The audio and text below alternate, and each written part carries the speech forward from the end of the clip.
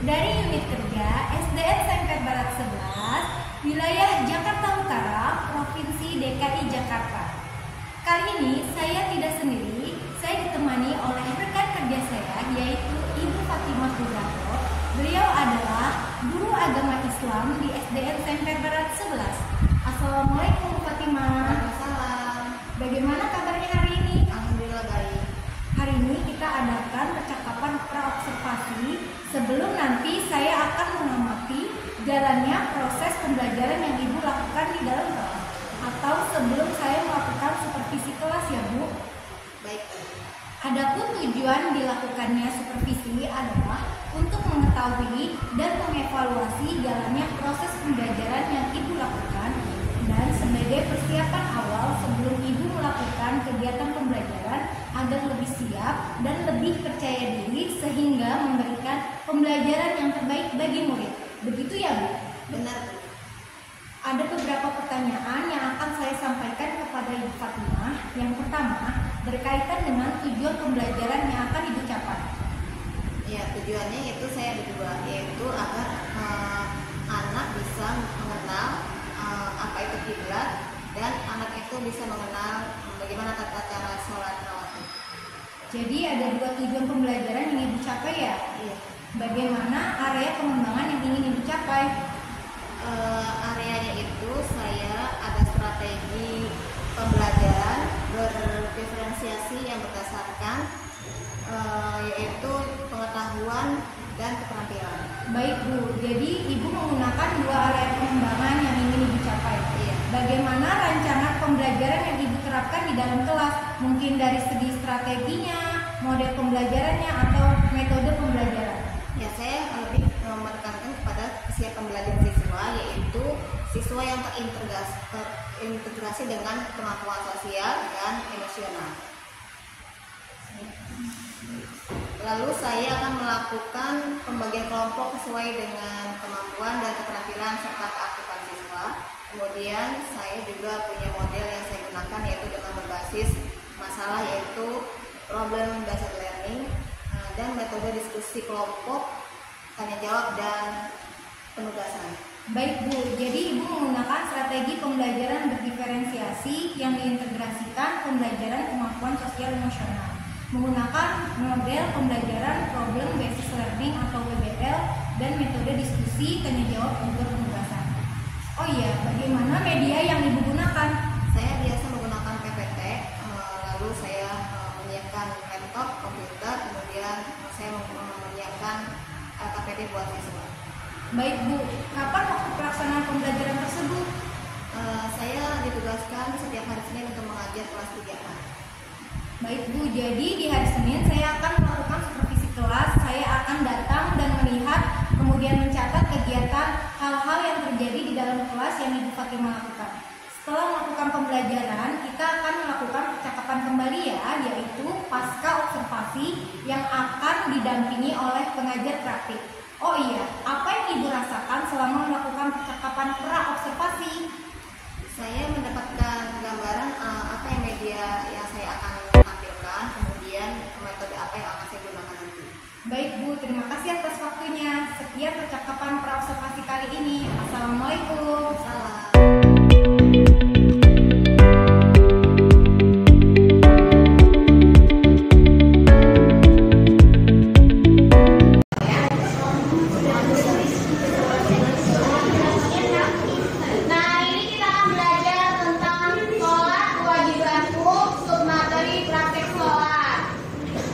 Sumber pembelajarannya yaitu di buku kalian halaman 65.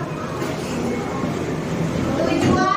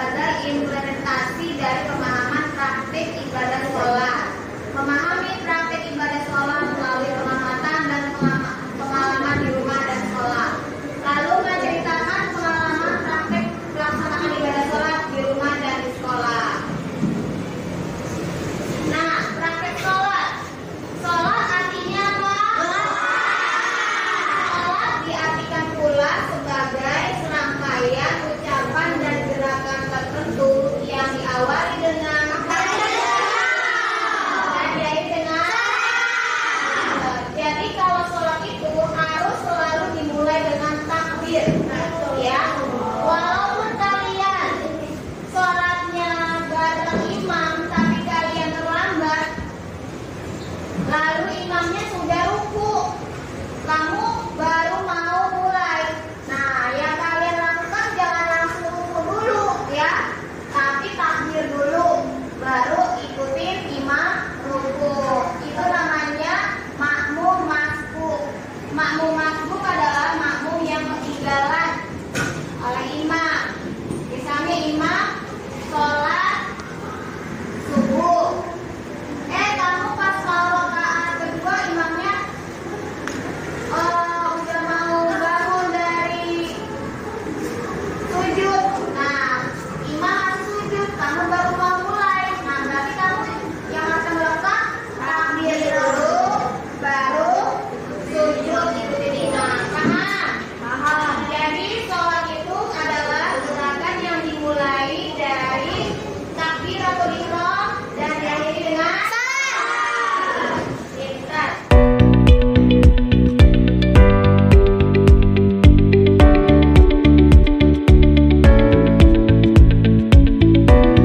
Assalamualaikum warahmatullahi wabarakatuh. Waalaikumsalam warahmatullahi wabarakatuh. Berjumpa kembali bersama saya Anis Mutmainah dari calon guru penggerak angkatan 10 dari SDN Semper Barat 11 wilayah Jakarta Utara, Provinsi DKI Jakarta.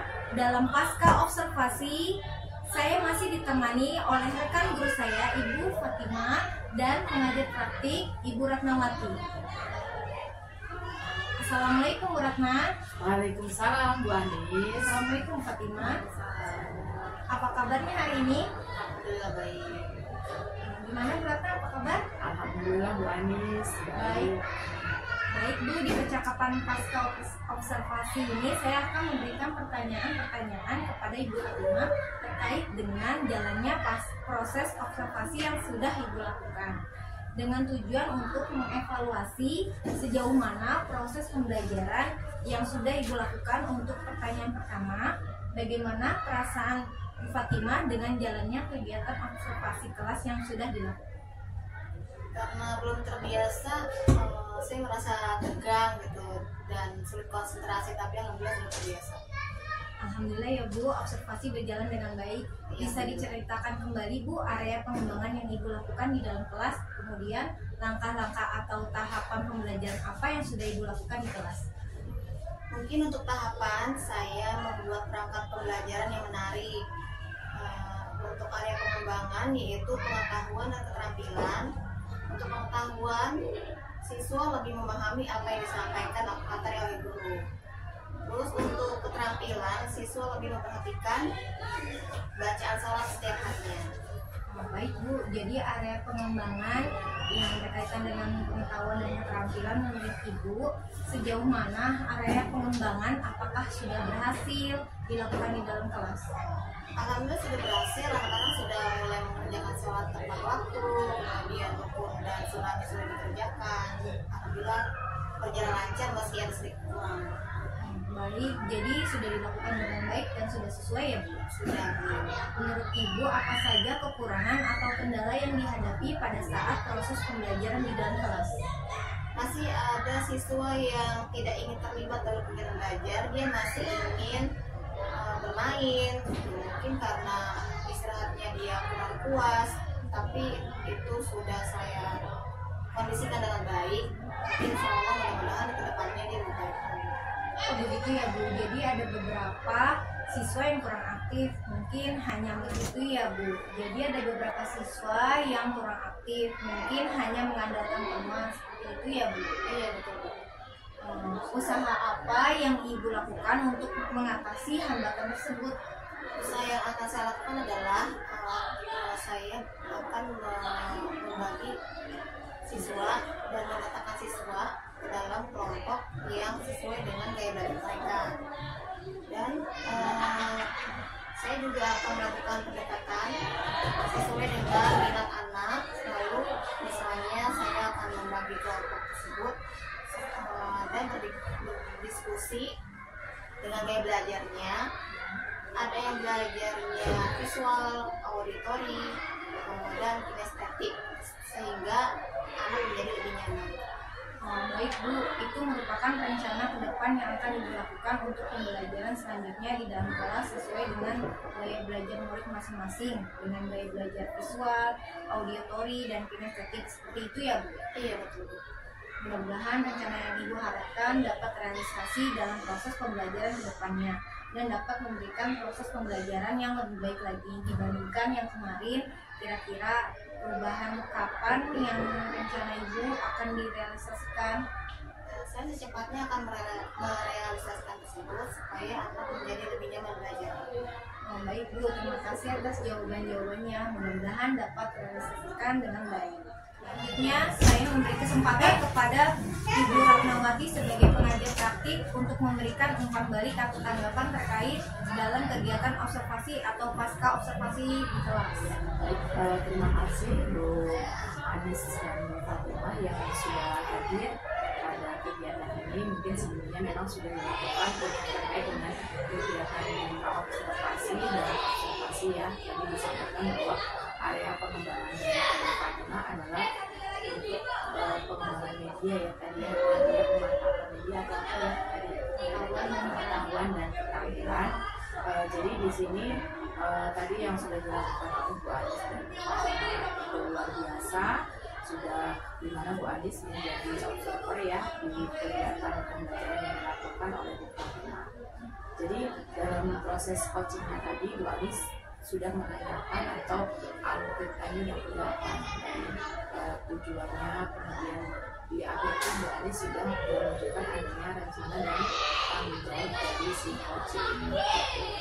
Kemudian di sini juga sudah terlihat ya bahwa Bu Fatimah itu sudah ingin berusaha menjelaskan terkait dengan rencana-rencana ke depan. Salah satunya tadi ada pembelajaran yang mengatakan dari belajar peserta didik gitu ya, dan menyiapkan perbaikan yang ke depan untuk proses pembelajaran yang lebih baik.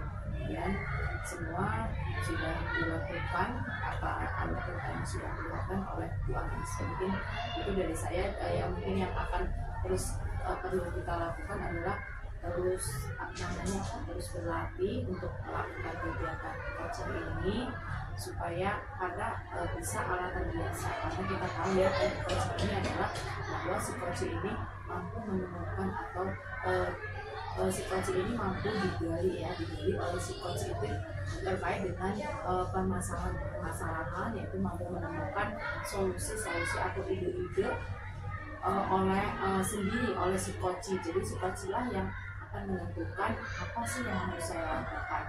Seperti yang saya katakan bahwa coach ini yang tahu kondisinya yang dihadapi itu seperti apa.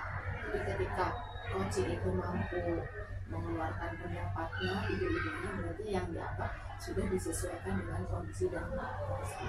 Jadi itu dari saya, Bu Anis. Baik Bu, terima kasih atas umpan baliknya terkait dalam kegiatan pasca observasi. Alhamdulillah selesai sudah rangkaian kegiatan mulai dari pra-observasi, observasi, dan pasca observasi. Saya ucapkan terima kasih kepada Ibu Ratna dan Bu Fatimah. Saya akhiri, wassalamualaikum warahmatullahi wabarakatuh. Waalaikumsalam warahmatullahi wabarakatuh. Selanjutnya saya memberikan